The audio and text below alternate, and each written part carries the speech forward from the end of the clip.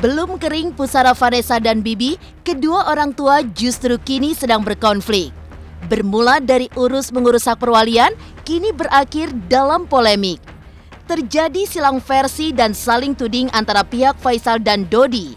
Haji Faisal mengaku Dodi hanya memberitahu nominal 30 juta rupiah, namun ia mendapati kabar sejatinya jumlah lebih dari 500 juta rupiah.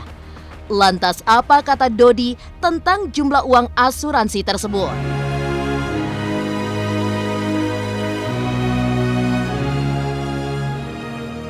Melepas kepergian orang tersayang, sebuah lagu saja dinyanyikan oleh Mayang. Mengcover sebuah lagu berjudul Kemarin yang sebelumnya dipopulerkan grup band Seventeen. Alih-alih mendapat pujian, niat hati mengenang kakak justru berakhir hujatan.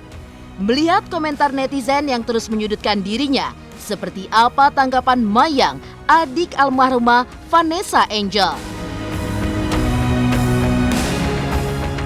Beranjak jauh ke Jawa Timur, kini Jody supir naas yang menyebabkan Vanessa dan Bibi tewas terus diliputi rasa gelisah.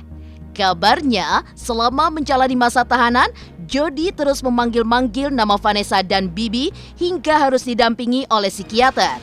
Kendati demikian, benarkah ia siap mempertanggungjawabkan perbuatannya? Benarkah keluarga Jody pun berencana untuk berziarah ke makam Vanessa dan Bibi? Pemirsa, bersama Intens Investigasi, kami hadirkan kabar terkini, terpercaya, dan teraktual. Tetapi sebelumnya, jangan lupa untuk like, subscribe, dan juga share channel YouTube ini.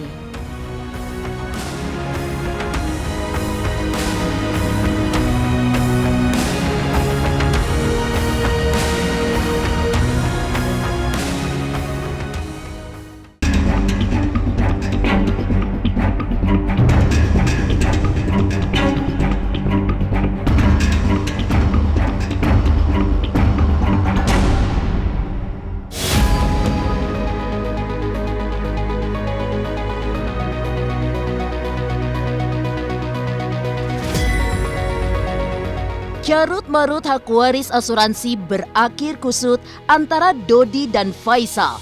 Bahkan, kini terjadi perbedaan pendapat terkait nominal pencairan asuransi.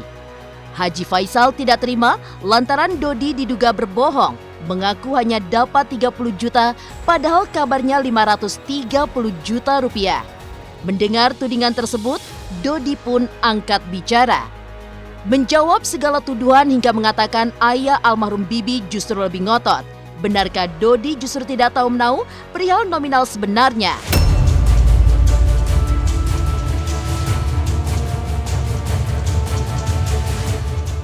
Menurut dia prudensial ini ahli warisnya dia dan Mayang.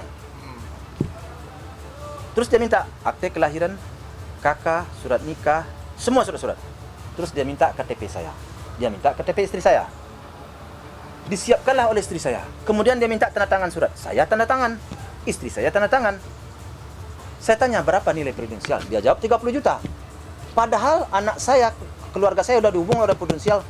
Nilainya lebih dari 500. Dari awal saya sudah tahu bahwa prudensial itu nilainya 500 lebih. 500 juta lebih. Dia jawab sama istrinya 30 juta. Saya nggak mempermasalahkan cair 500 juta kepada dia. Kecewaan saya, begitu surat saya datangkan, saya tanya nilainya 30 juta. Padahal saya tahu nilainya 500 lebih. Semenjak dia nggak pernah membohong-bohongi saya, itu nggak ada masalah. Sekarang bagaimana saya mempercayai sesuatu kepada dia? Pergi ke pengadilan. Saya dibohongin. Nyata setuju. Masa seorang besan dengan besan begitu berbicara? Dia bilang, dia setuju. Oke, tanda tangan. Kemudian besok berubah lagi. Saya tanya nilai prudensial 30 juta. Nyata nilainya 530 juta, saya tahu. Jadi kebohongan-kebohongan itu apa kita masih bisa dipercayai omongan-omongan dia? Nominalnya saya nggak tahu berapa. Ya kalau misalnya kayak gitu mendingan tanya aja lah ke pihak sana. Pihak sana kan yang lebih mengotot tuh, tanya aja lah ke pihak bapaknya Bibi atau pihak keluarganya. Saya nggak tahu. Asuransi saya juga ke Surabaya juga adiknya yang ngurus, di data-data saya juga diambil, KTP juga dia minta sama saya. Ya sudah, kalau saya kan nggak ngurus sampai ke Surabaya, justru orang prudensial yang minta saya. Terlepas dari konflik pencairan hak waris asuransi, kini perhatian justru tertuju pada Fuji. Pasalnya, adik bungsu almarhum Bibi lebih banyak menghabiskan waktu bersama Gala. Namun, di balik kebersamaan itu timbul pro dan kontra. Salah satunya lantaran seringnya Fuji mengunggah Gala dalam sosial medianya. Benarkah Dodi pun mengaku keberatan atas hal tersebut?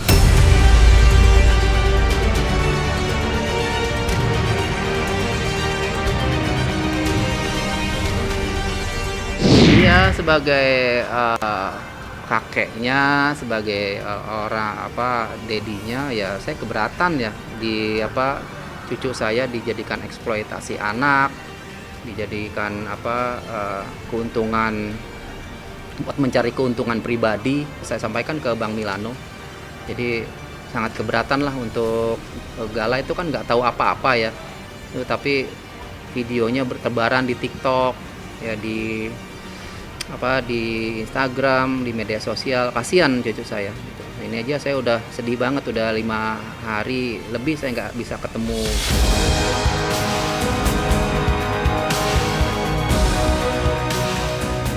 Terjadi perbedaan antara Haji Faisal dan Dodi Sudrajat terkait jumlah asuransi yang membuat persoalan makin kusut. Mayang, adik Vanessa, rilis cover lagu guna mengenang sang kakak. Seperti apa reaksi Mayang? Niatnya justru dihujat oleh banyak orang. Pemirsa Intens Investigasi, jangan lupa untuk like, subscribe, dan juga share channel YouTube ini.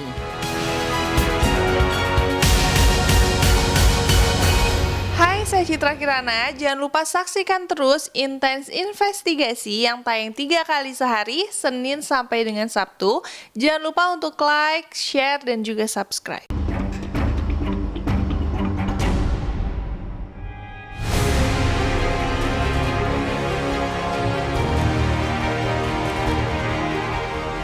Belum lama Vanessa Angel meninggal dunia, sang adik Mayang pun merilis cover lagu dan video klip berjudul Kemarin. Sempat dipopulerkan oleh grup band Seventeen, lagu tersebut seakan mencerminkan rasa kehilangan yang begitu besar dari keluarga Vanessa, terutama Mayang. Apa daya, alih-alih mendapat apresiasi, ia justru merasakan caci.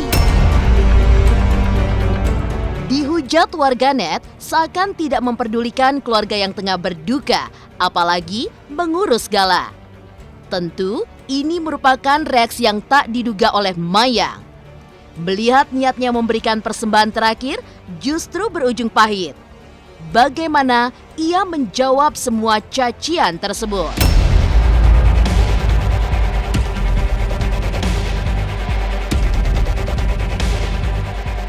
Aku cover lagu ini murni buat persembahan terakhir aku untuk almarhumah Kak Vanes. Gak ada kata untuk Haji, mumpung gak ada, itu aku murni ini lagu persembahan terakhir aku untuk almarhumah. Iya, bodo amat, kayak nggak peduli juga mereka mau komentar seperti apa, aku nggak akan peduli itu. Jadi kayak ya udah, aku kan aku juga nggak ada niatan buat cari viewers atau like. Ini persembahan aku untuk almarhumah. Ini mempersembahkan ini untuk almarhum. Bagaimanapun juga mereka juga kehilangan, semua kehilangan, terlepas dari pro kontranya, terlepas dari latar belakangnya. Terus kita akan melihat yang sisi baiknya. Pas lagi video klip, Mayang lagi video klip, wah banyak banget yang membuli. Saya kan nggak tahu ya, saya kan terus nggak mau mencampur adukan antara urusan kreatif dengan masalah-masalah pribadi. Saya nggak mau masuk ke wilayah pribadi kan dia. Tapi ternyata juga ya saya anggap itu sebagai hal yang biasa-biasa saja.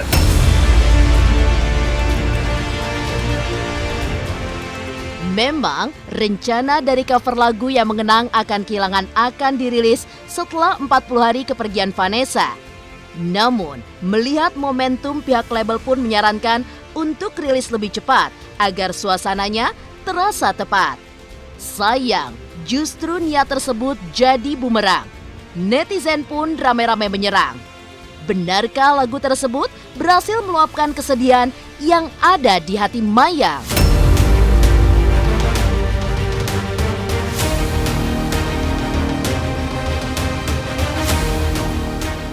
Bersama yuk kita berusaha bikin lagu ini. Kebetulan momentumnya ini saya izinkan lagu yang cocok dengan suasana sekarang. Taruhlah misalnya dedikasi untuk almarhum Vanessa gitu. Terus Mas Dodi bilang bahwa apakah nanti aja nunggu nanti setelah 40 harian lah itu almarhum gitu ya. Saya bilang kalau sekarang ini momentumnya pas. Karena apa? Karena memang ini lagi banyak diperbincangkan. Saya posting tentang foto pas syuting itu aja, saya ini komennya juga luar biasa, baik yang pro maupun yang kontra. Kok jadi begini gitu, industri musik. Saya kan melihat momentumnya aja kan, itu satu. Yang kedua, saya mencoba untuk melihat ini sebagai sebuah karya yang pas untuk dibawakan oleh talent yang kebetulan lagi kehilangan. Ini menceritakan banget aku meluapkan di lagu ini kalau aku tuh kehilangan seorang kakak. Nggak ada mau niatan terjun juga ke dunia entertain, nggak ada. Ya nggak apa-apa lah, tuh hak mereka untuk komentar. Tapi kalau dari teman-teman aku sendiri ya mereka kasih positive vibe ke aku.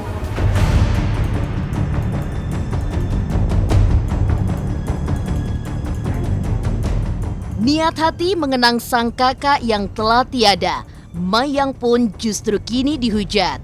Kehilangan Vanessa dan Bibi ternyata juga dirasakan oleh Jody. Benarkah Jody pun terus memanggil-manggil nama Vanessa dan Bibi hingga harus didampingi oleh psikiater? Pemirsa Intens Investigasi, jangan lupa untuk like, subscribe, dan juga share channel YouTube ini. Halo, saya Chico Jericho. Saksikan terus Intens Investigasi yang tayang 3 kali sehari, Senin sampai Sabtu. Jangan lupa like, share, dan subscribe.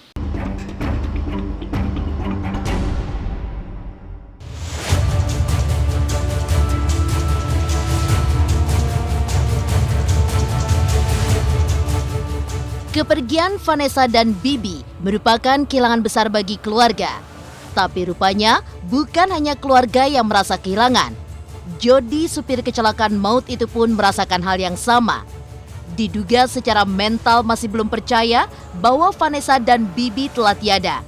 Keluarga akui kondisinya syok berat hingga terus menangis. Benarkah Jody pun sampai didampingi psikiater?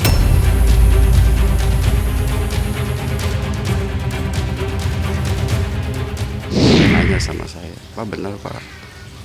Iya Jod, ya makanya udah doain, saya bilang. Jadi merasa udah gitu aja sambil nangis saja. Awalnya dia begitu nggak percaya bahwa Vanessa meninggal gitu. Itu aja sih ya. Mungkin pas awal-awal dia soknya berat ya. Waktu awal juga malah adik Polda Jatim apa di mana itu mengirimkan psikiater ya, kepolisian psikiater. Terkait dengan kondisi psikis, bisa kami sampaikan bahwa sampai saat ini yang bersangkutan sudah bisa untuk berkomunikasi walaupun dengan agak sedikit trauma mengingat peristiwa, namun bisa dialihkan dengan kegiatan yang bersangkutan dengan kegiatan ibadah di sel ya.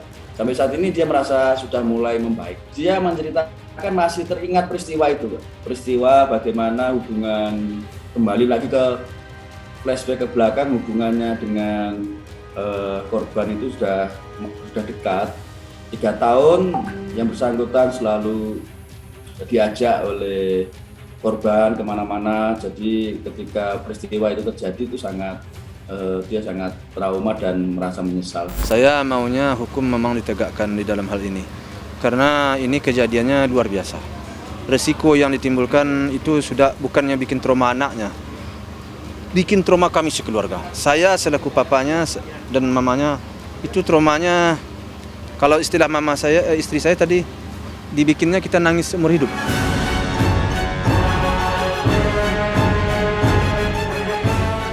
Di Polres Jombang, kini Jody tengah menjalani proses penyelidikan lebih jauh terkait laka naas yang menyebabkan Vanessa dan Bibi tewas. Akui siap bertanggung jawab atas perbuatannya. Benarkah pihak keluarga Jody berencana untuk berziarah ke makam Vanessa dan Bibi? Tapi dari keluarga sendiri ada rencana mau ke makam kah? Ada, mau nanti mungkin awal bulan saya ke sana. Ya sama istri saya. Kondisi Jody udah membaik ya, udah sedang menjalani proses berangsur baik.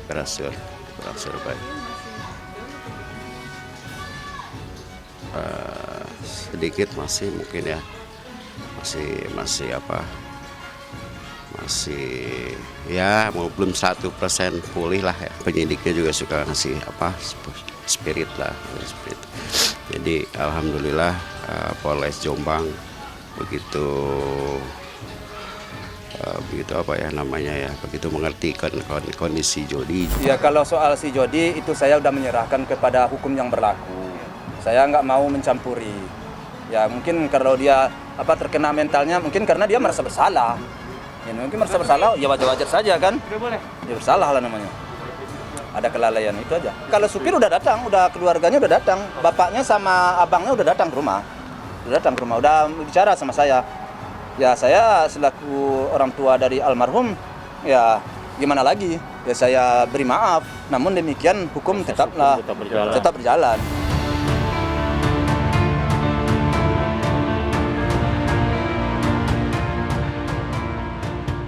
Demikian pemirsa, kabar terkini, terpercaya, dan teraktual yang kami hadirkan hari ini. Saksikan terus Intens Investigasi setiap hari Senin sampai dengan Sabtu yang tayang 3 kali sehari, yaitu pada pukul 11 siang, 3 sore, dan 7 malam. Tentunya hanya di YouTube channel. Dan pastikan jangan lupa untuk like, subscribe, dan juga share channel Intens Investigasi.